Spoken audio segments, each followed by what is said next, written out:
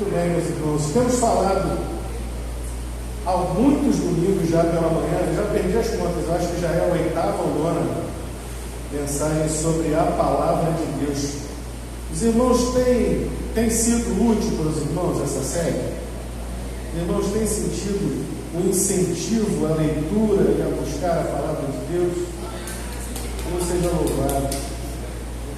Hoje nós vamos então mais uma vez falar sobre a palavra de Deus num salmo que eu costumo revisitar pelo menos uma ou duas vezes por ano, porque é um daqueles salmos, pastor Eimaldo, inevitáveis. O salmo de número 1. Salmos 1. Ah, sim, perdão, obrigado, Tamara. Tamara está pedindo para lembrar que hoje tem MCM às 17h40. Paulinho, tem os homens também hoje? Hoje não. Então, MCM estará se reunindo hoje. Salmo de número 1, Tamara. Hoje eu estou usando a revista corrigida. Tá? Não estou usando a NVT hoje não.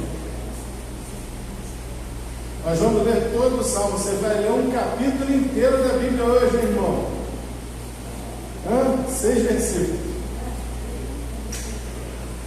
Está na tela? Vamos fazer a leitura então. Bem-aventurado o varão que não anda segundo o conselho dos ímpios, nem se detém no caminho dos pecadores, nem se assenta na roda dos escarnecedores.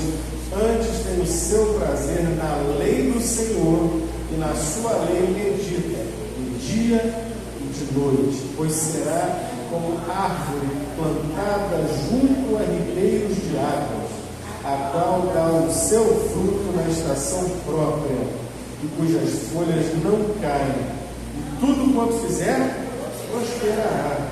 Não são assim os ímpios, mas são como a moinha que o vento espalha. Pelo que os ímpios não subsistirão no juízo, nem os pecadores na congregação dos justos, porque o Senhor conhece o caminho dos justos, mas o caminho dos ímpios perecerá. Parece até o cumprimento daquilo que estudamos na escola bíblica hoje. Fala a verdade. Vamos orar. Senhor nosso Deus, fala conosco, nos alimenta nessa manhã, por intermédio da tua eterna e maravilhosa palavra, em nome do Senhor Jesus. Amém. Como não poderia ser diferente, o nosso tema de hoje é: a palavra de Deus é o prazer dos justos. Os justos têm prazer na palavra de Deus. Este homem, este varão, essa pessoa que não se mistura com a gentalha, para pegar aquilo, uma piadinha do Chaves, né? Essa pessoa que não anda segundo o conselho dos ímpios, não se detém no caminho dos pecadores, muito menos se assenta na roda dos escarnecedores. Por que esse cara não faz isso? Por que esse homem não faz isso? Porque ele tem o seu prazer em outra coisa. O prazer dele não está em ouvir as estultices, as tolices, os pecados, as ideias macabras dos ímpios, dos pecadores. O prazer dele não está em ouvir a fofoquinha. Você ficou sabendo o que está acontecendo? Não estou sabendo. Ih, rapaz, olha, vamos parar aqui e vamos conversar. O prazer dele não está em ouvir coisas malignas e maléficas, ou falar, ou tramar planos malignos. O prazer dele não está em debater, em discutir e querer acabar com o outro. O prazer dele está na lei do Senhor. E o fato dele ter prazer é demonstrado por aquilo que o salmista fala. Ele se debruça sobre ela, ele medita sobre ela, de dia e de noite. Sabe aquilo que a Bíblia mesmo fala, que a boca fala do que o coração está cheio? Se o sujeito está cheio de Deus, se o sujeito está cheio da palavra de Deus, se ele está cheio daquilo que edifica, ele vai falar o quê? O que edifica. Mas se o seu coração está cheio de tudo aquilo que não edifica, muito pelo contrário, aquilo que joga o outro para baixo, que humilha os outros, que faz o mal, a boca vai mostrar e vai evidenciar. Porque não é na palavra de Deus que essa pessoa está meditando. Ela está meditando nos seus próprios desejos egoístas. Você já viu um garoto, uma garota apaixonada? Lembra lá dos primeiros anos, né? Você começou a namorar, como é que era? Como é que era aquela coisa do namoro? Lembra de como é que era isso? Coisa muito boa, né? Todo mundo se engraçado que vocês todos estão sorrindo. Porque todo mundo se lembra, né? Daqueles anos lá no começo, começou a namorar, olhava no olho dela, ou no olho dele, ele olhava de volta, você parecia, para citar o Chaves de novo, parecia aquela cena, né? Professor Girafales, toda florida, que milagre do Senhor por aqui. Não quer entrar para tomar uma xícara de café? Aquele prazer, aquela alegria do reencontro, que coisa boa, que coisa legal, que coisa gostosa, né? E já ouviu falar também que namorado não grita. Namorado, assim, esse namorado que está no comecinho do namoro ali, não tem grito, não precisa falar alto. Como é que o namoradinho fala? Cochicha. Por que esses garotos tanto cochicham? É só coisa boa. Por quê? Que você está ali, está numa mesma sintonia. Então você pensa nela, ela pensa em você pensa nele, ele só pensa em você. Antigamente, Beatriz, você que é nova, não é do teu tempo isso, mas antigamente as contas de telefone iam lá no teto, porque só tinha telefone fixo. Então ficava horas e horas e horas no telefone. Meu Deus, essa criatura não vai largar o telefone, eu preciso ligar, preciso telefonar, preciso falar com alguém. Todo mundo aqui já passou por isso, né? Complicado. Quando a gente tem essa coisa do amor, do gostar, a gente se dedica. Você se dedica a um namoro, você se dedica a um trabalho que você ama muito, que dirá Deus. O Senhor, Ele tem a sua palavra derramada e colocada, escrita para nós, de maneira que nós possamos encontrar Ele mesmo. A Bíblia é a fonte, a única fonte pela qual podemos conhecer a pessoa do Senhor. Da Bíblia vamos extrair aquilo que a teologia chama de os atributos de Deus. Pela Bíblia vamos entender e saber que Deus é amor, que Deus é justo e Ele é a origem de toda a justiça, que Deus é santo, que Deus é luz e não há nele trevas nenhuma. E por aí vai, vamos aprendendo sobre Deus, que Ele é onisciente, onipresente, onipotente, que Ele ouve a oração, que Ele não recusa um coração quebrantado e humilde, que Ele tem a sua parte como os humildes e quebrantados de coração, que Ele não nos abandona. Então fica fácil entender por que o justo ele tem prazer na lei do Senhor, porque ele encontrou alguém que verdadeiramente se preocupa com ele, que verdadeiramente tem amor por ele. E assim como no namoro que a gente estava aqui brincando, na verdade é a mesma coisa, é um namoro, é buscar a Deus de coração.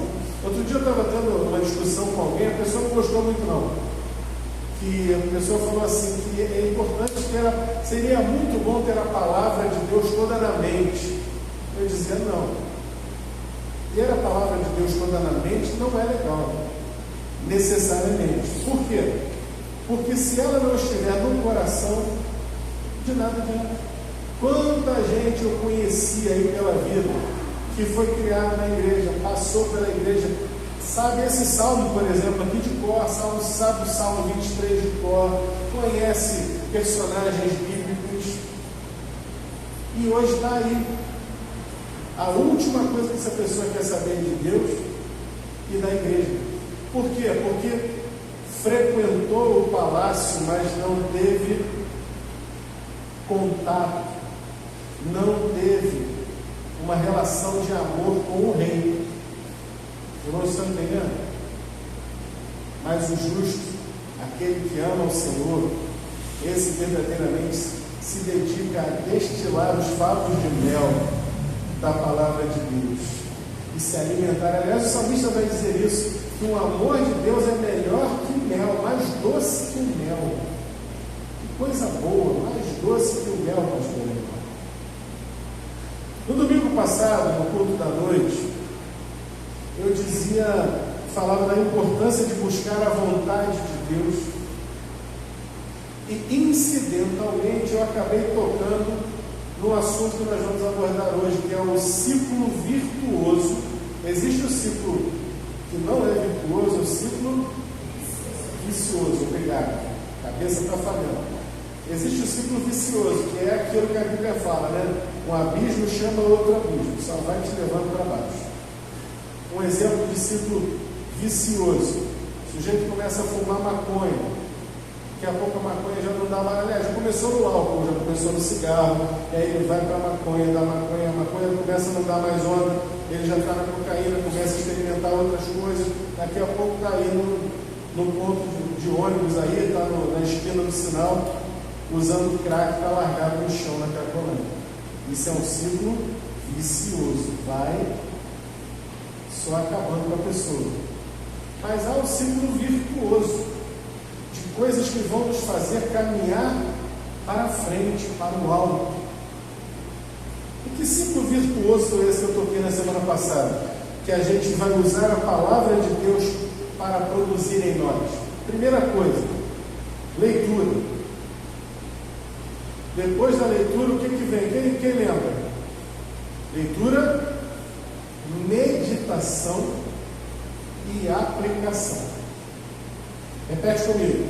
Leitura, meditação, aplicação.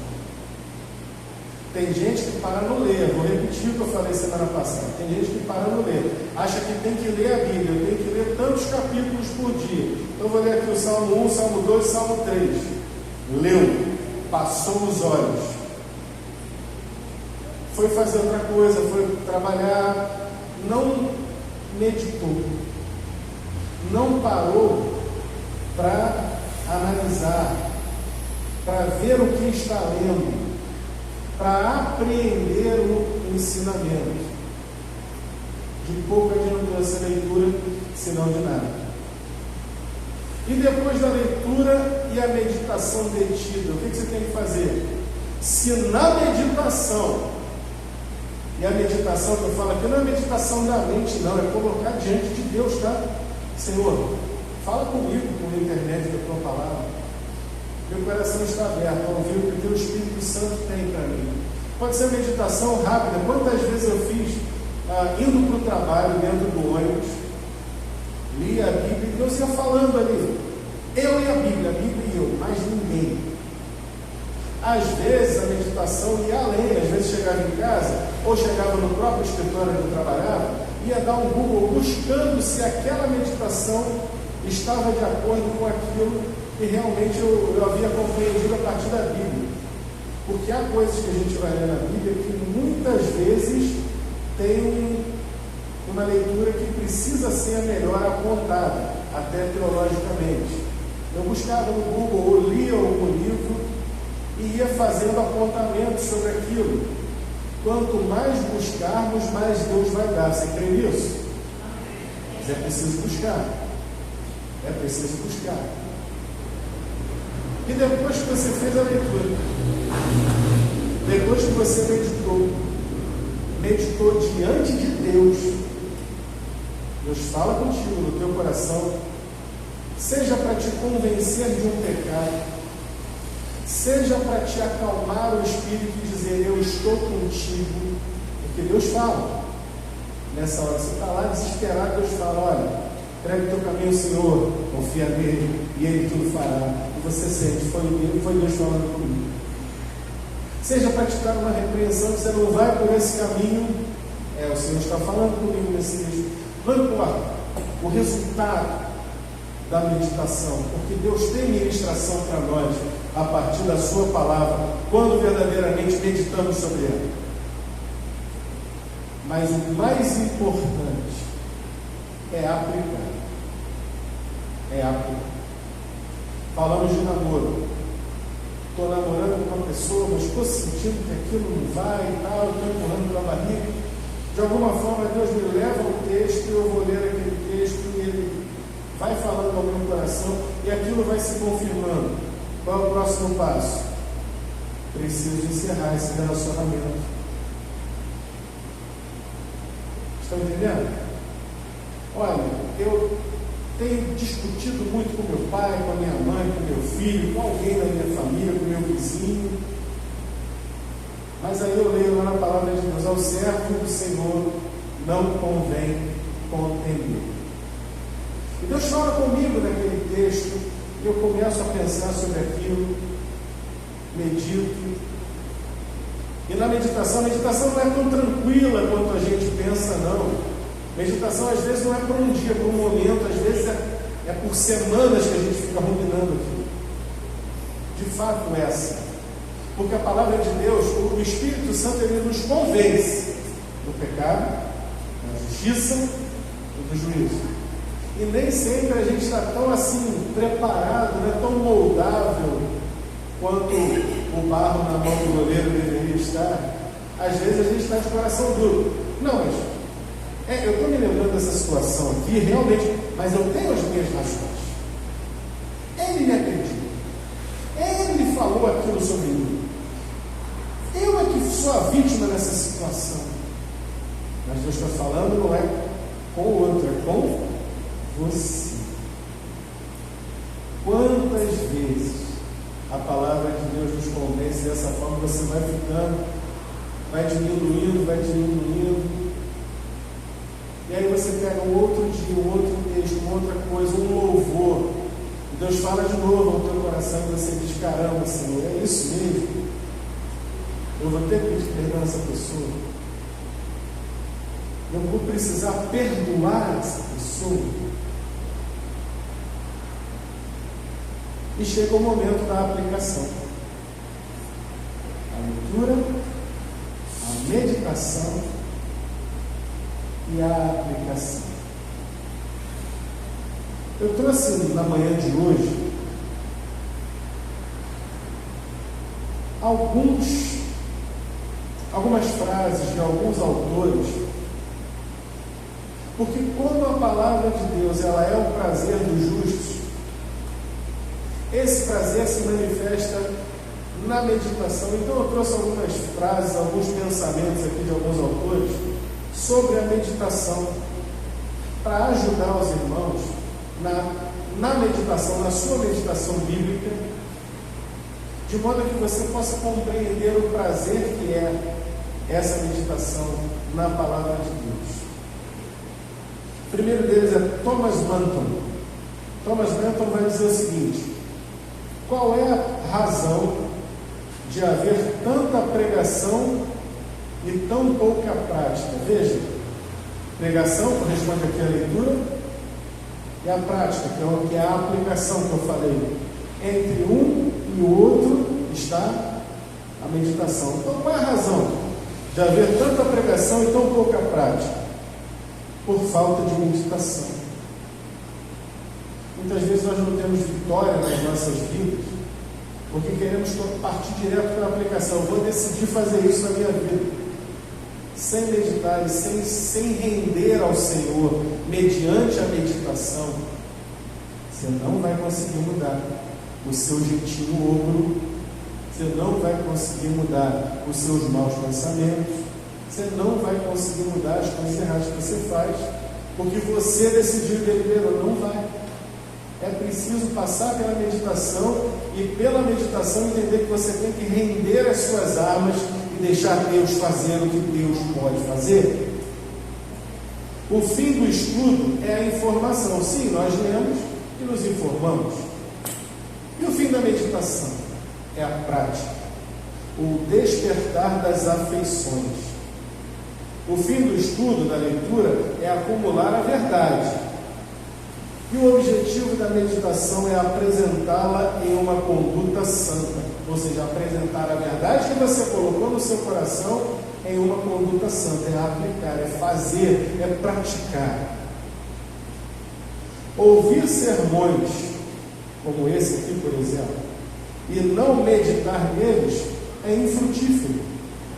Podemos ouvir e ouvir, mas é como colocar uma coisa num saco furado. Você coloca uma coisa no saco furado, quando você for procurar o que você colocou lá dentro, já foi. Aliás, diz a própria neurociência que para que nós possamos verdadeiramente aprender alguma coisa, nós aprendemos cerca de 10% a partir daquilo que ouvimos. Tem um outro percentual já maior sobre aquilo que vemos, aquilo que lemos. O audiovisual é ótimo, mas aquilo que nós ensinamos é o melhor.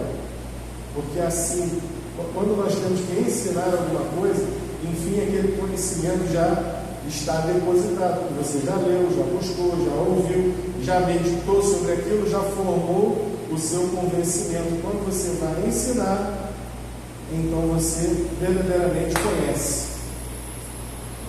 É isso. Podemos ouvir e ouvir, mas é como colocar uma coisa num saco furado. Não ouça sermões. Tome notas. Medite. Entregue diante do Senhor. Busque praticar. Esse foi Thomas Bentham. Thomas Brooks vai dizer o seguinte: não é o toque da abelha na flor que colhe o mel, mas o fato de ela permanecer por um tempo na flor que extrai o doce.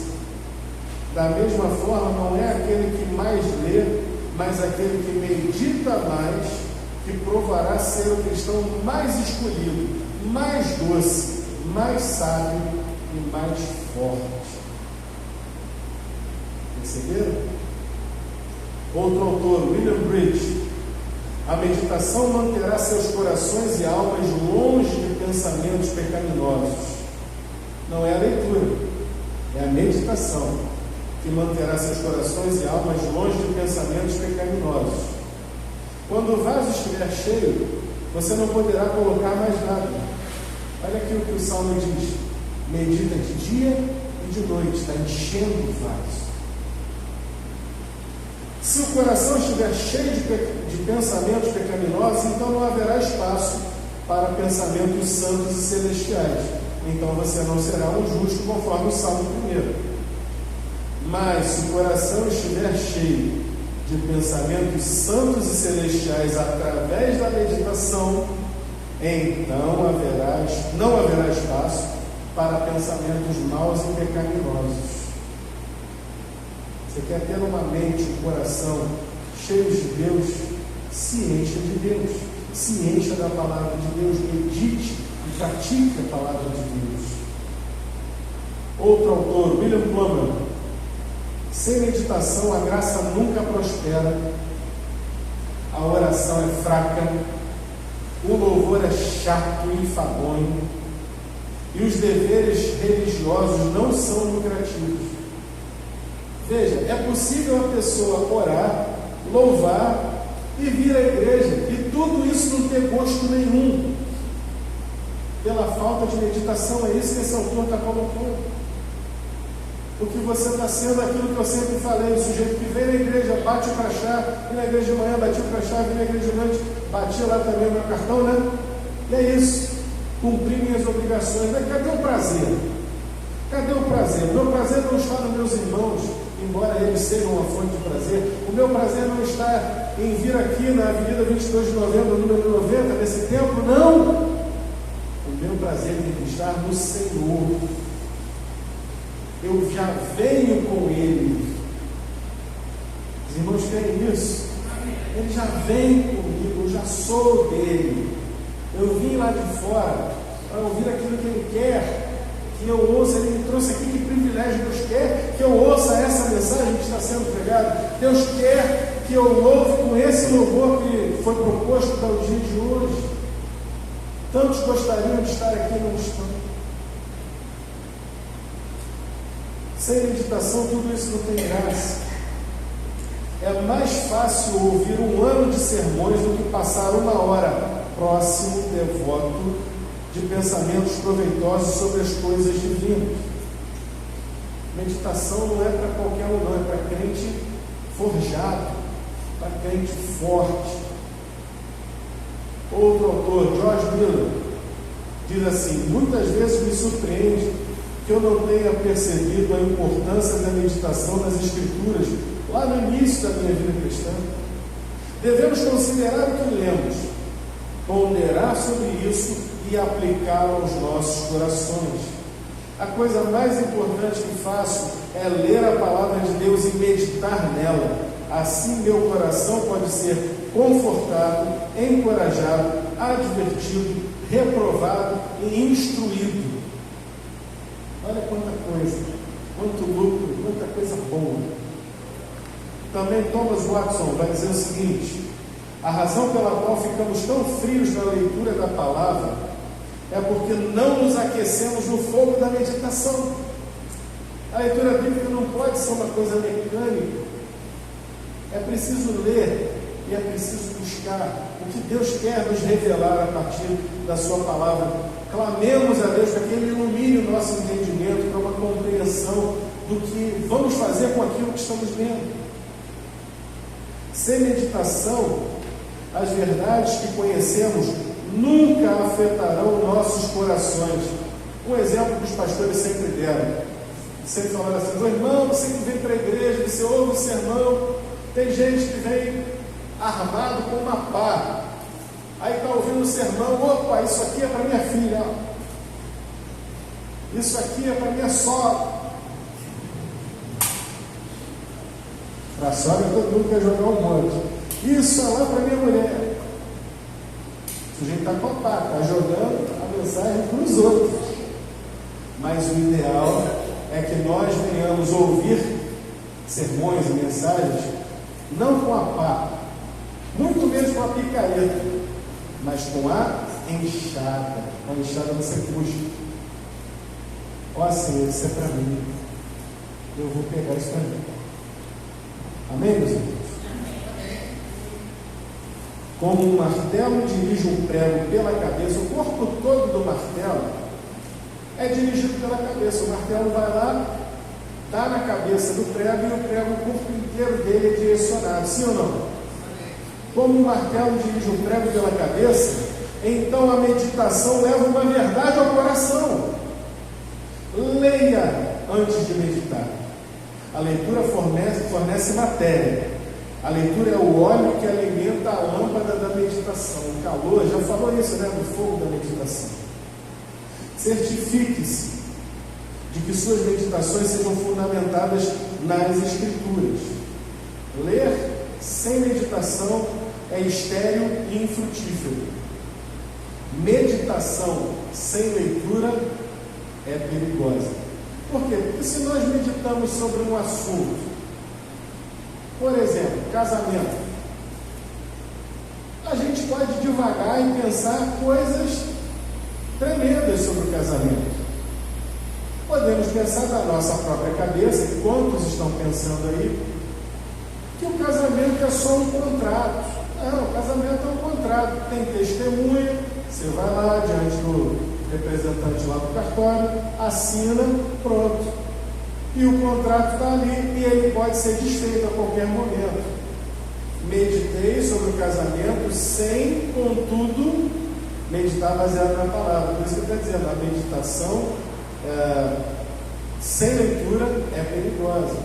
Por quê? Porque a nossa meditação ela tem que passar necessariamente pela palavra de Deus, para que ela coloque na nossa mente e no nosso coração aquilo que é a vontade de Deus, e para que nós possamos então ser moldados pela palavra de Deus. Vou repetir essa última frase: ler sem meditação é estéril e infrutífero. Não adianta nada se ler e não meditar. E a meditação sem leitura é perigosa. Agora, o que nos diz o príncipe dos pregadores, Charles Spurgeon? Algumas pessoas gostam de ler tantos capítulos todos os dias. Eu não os dissuadiria dessa prática, mas preferiria deixar minha alma mergulhar em meia dúzia de versículos o dia todo, do que enxaguar minhas mãos em vários capítulos. Ser banhado em um texto das Escrituras e deixá-lo ser sugado para dentro da sua própria alma, até saturar seu coração. Coloque seu coração na palavra de Deus. Deixe que toda a sua natureza mergulhe nisso como um pano mergulhado na tinta. O que acontece com um pano branquinho que você mergulha numa tinta, digamos, vermelha? Ele vai sair branco? Então a palavra de Deus, pela meditação, ela faz exatamente isso com os nossos corações. É como um pano mergulhado na tinta. Ele se apega, a palavra se apega ao nosso coração pela meditação. Não é à toa que o homem era o príncipe dos pregadores, né, pastor Irmão? Esse manja. O último autor, William Bridge, ele vai falar sobre as vantagens, sobre o lucro da meditação, e ele vai dizer: pela meditação seu conhecimento aumenta, pela meditação sua memória é fortalecida. Vocês veem aqui, por exemplo, quantas vezes eu cito versículos bíblicos aqui de cor? Por quê? Porque eu parei, vou decorar esse versículo porque sim. Quem é que sabe aí Deuteronômio 30:14 de cabeça? Por quê? Porque está lá em Deuteronômio 30:14. Eu sei. Por quê? Porque aquilo tocou no meu coração, de que eu preciso ter esse versículo dentro de mim, na minha mente, no meu coração. Pois é. Quem sabe aí 2 Samuel 22:31 de cabeça? Não sabe. Por que você não sabe? Porque não falou com você. Mas eu tenho certeza que você tem no seu coração outros versículos bíblicos que te tocaram e que por isso eles estão guardados na tua mente e no teu coração. A meditação aumenta sim o nosso conhecimento bíblico, fortalece a nossa memória. Pela meditação, seus corações são aquecidos. Pela meditação, você será libertado de pensamentos pecaminosos. Quantas vezes? Vou repetir essa última. Pela meditação, você será libertado de pensamentos pecaminosos. Pela meditação, seus corações estarão sincronizados com todos os deveres. Pela meditação, você crescerá na graça. Faltou completar, na graça e no entendimento, do conhecimento do Senhor Jesus. Pela meditação, vocês preencherão todas as frestas e fissuras de suas vidas e saberão como gastar seu tempo livre de maneira proveitosa. Não foi isso que vimos aqui no Salmo, inclusive? Qual é o prazer do justo? É meditar na lei do Senhor, de dia e de noite. Olha aqui, gastando seu tempo livre de maneira proveitosa. Pela meditação, você extrairá o bem do mal. Há um salmo que, eu não me lembro agora que salmo é esse, mas que o salmista vai dizer: quanto a mim, foi bom para mim ter passado pela aflição. Também Jó, lá no capítulo 42, lá no final, a partir do capítulo 40, Deus começa a dar resposta a Jó.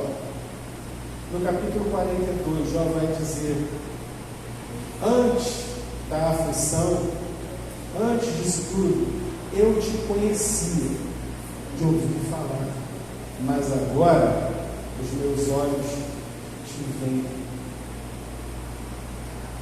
Pela meditação você conversará com Deus e desfrutará de Deus. Como está cedo, a gente vai ler mais um pouquinho da Bíblia, para a gente poder meditar um pouquinho mais sobre ela.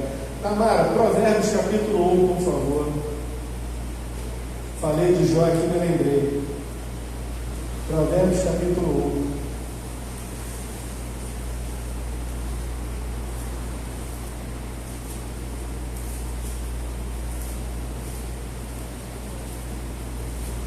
Versículo 1.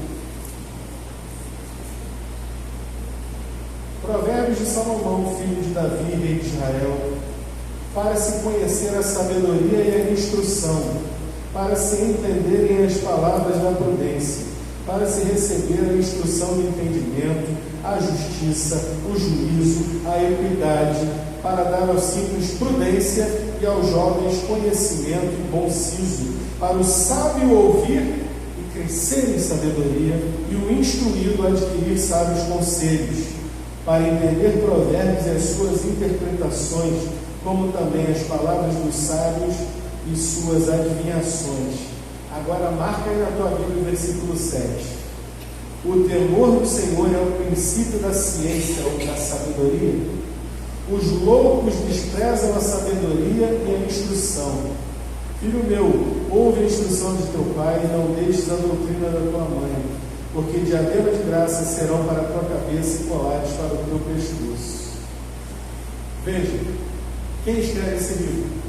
Ele assina, ele diz: é Salomão, filho de Davi, o homem que recebeu de Deus o dom da sabedoria.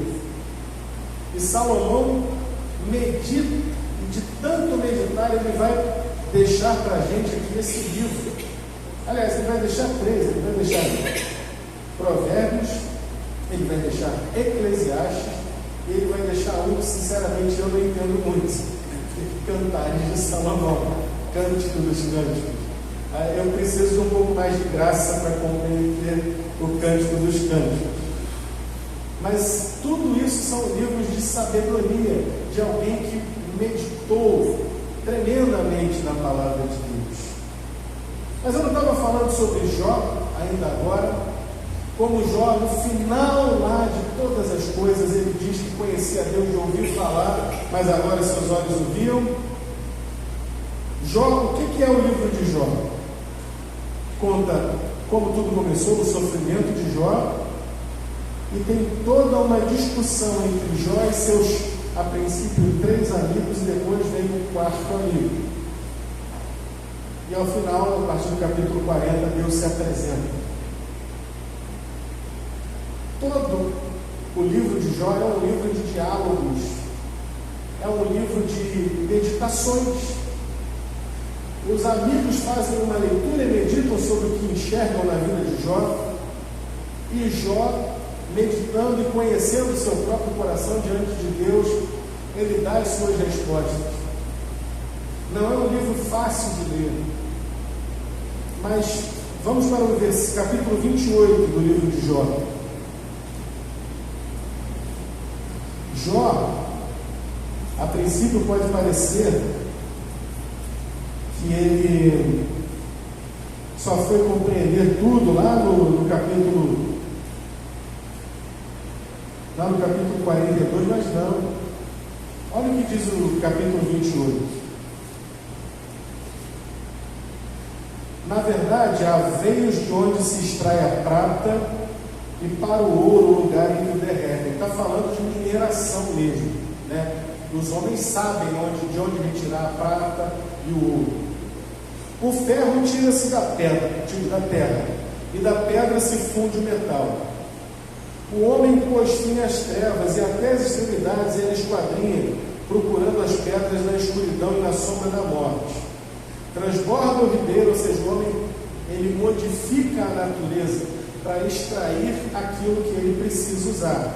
E ele para os rios, ele faz barreiras nos rios para que ele possa trabalhar no leito do rio, ou para que ele possa colocar a água para uma outra direção. Isso que ele vai dizer aqui, ó, verso 4. O homem transborda o ribeiro até ao que junto dele habita, de maneira que se não pode passar a pé. Então intervém o homem e as águas se vão. A terra, de onde procede o pão, embaixo, é revolvida como por fogo. Ou seja, ele sabe que no fundo da terra está o magma. De alguma forma, já se tinha esse conhecimento. Verso 6. As suas pedras são no lugar da safira e tem pós de ouro. Essa vereda a ignora a ave de rapina e não os viram os olhos da gralha. Ou seja, é só o homem que tem o conhecimento dessas coisas, de onde está o metal, de como extrair o metal, de como extrair as pedras preciosas. Nunca a pisaram filhos de animais altivos, nem o feroz leão passou por ela. Ele estende a sua mão, o homem, estende a sua mão contra o rochedo e revolve os montes desde as suas raízes. Dos rochedos faz sair rios, e seu olho descobre todas as coisas preciosas. Os rios tapam e nem uma gota sai deles, e tira para a luz o que estava escondido. Então ele está falando aqui sobre o homem e sobre aquilo que o homem faz ao modificar a natureza para extrair recursos. Nós fazemos isso desde a antiguidade. Mas há uma coisa que é diferenciada. Verso 12. Mas onde se achará a sabedoria? E onde está o lugar da inteligência? Aqui o homem falha. O homem não lhe conhece o valor.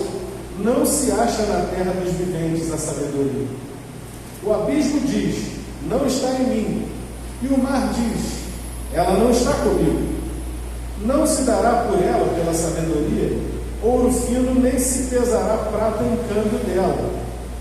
Nem se pode comprar por ouro fino de Ofir, nem pelo precioso ônix, nem pela safira. Com ela não se pode comparar o ouro ou o cristal, nem se trocará por joia de ouro fino. Ela, a sabedoria, faz esquecer o coral e as pérolas, porque a aquisição da sabedoria é melhor que a dos rubis. Parece Salomão falando, mas é Jó, um homem que conhecia a Deus e que meditava na palavra de Deus. Verso 19: não se lhe igualará o topázio da Etiópia, nem se pode comprar por ouro puro. De onde, pois, vem a sabedoria? E onde está o lugar da sua inteligência? Porque está encoberta aos olhos de todo vivente e oculta às aves do céu. A perdição e a morte dizem: ouvimos com nossos ouvidos a sua fama. Deus entende o seu caminho, o caminho da sabedoria Deus entende. E Ele sabe o seu lugar. Porque Ele vê as extremidades da terra e vê tudo que há debaixo dos céus. Quando deu peso ao vento e tomou a medida das águas, quando prescreveu uma lei para a chuva e caminho para o relâmpago dos trovões, então Deus a viu e a manifestou, estabeleceu-a e também a esquadrinhou. Mas disse ao homem: eis que o temor do Senhor é a sabedoria, e apartar-se do mal é a inteligência. E aí eu pergunto a vocês: se o temor do Senhor é a sabedoria e apartar-se do mal é a inteligência, por que então não estamos tomando este caminho? O caminho de ler a palavra de Deus e aprender e meditar e apreender aquilo que Ele nos ensina pela sua palavra, de modo a que ganhemos verdadeiramente sabedoria. A palavra de Deus, ela lida, meditada e aplicada, ela vai fazer exatamente isso. Ela vai nos dar sabedoria e ela vai nos fazer agir de forma inteligente. Como? Apartando-nos do mal. E nessa manhã, eu espero, meus irmãos, sinceramente, que os irmãos meditem na palavra dessa manhã, que os irmãos aprendam ou reaprendam ou reacendam o fogo do prazer dos justos, que é a palavra de Deus, a sua leitura, a sua meditação profunda com Deus, diante de Deus, com a ajuda e a iluminação do Espírito Santo de Deus, para que depois, lá no final, você saia outro, para que você entre de uma forma na sua leitura bíblica, passe pela meditação e comece a aplicar as verdades bíblicas na sua vida e eu na minha também, de modo que nós possamos crer, observar, crescer na palavra de Deus e crescer na vida cristã, deixando os rudimentos, como diz lá em Hebreus capítulo 6, versículo 1, deixando os rudimentos, passando ao alimento sólido, a verdadeira estatura do varão perfeito. Nosso Deus, muito obrigado pela tua palavra nessa manhã. Nos ensina a meditar sobre ela. Nos dá amor, paixão, um renovo no desejo pela tua palavra e por aquilo que ela vai fazer em nós. A começar em mim e também nos meus irmãos. Entregamos, Pai, os resultados disso, desta palavra que veio do teu trono. Entregamos os resultados nas mãos do teu Espírito Santo, que há de nos convencer, que há de nos levar, de nos tomar pela mão, e nos levar a aumentar o nosso tempo de leitura, meditação e aplicação da tua palavra. Que ela seja o nosso prazer. Em nome do Senhor Jesus. Amém.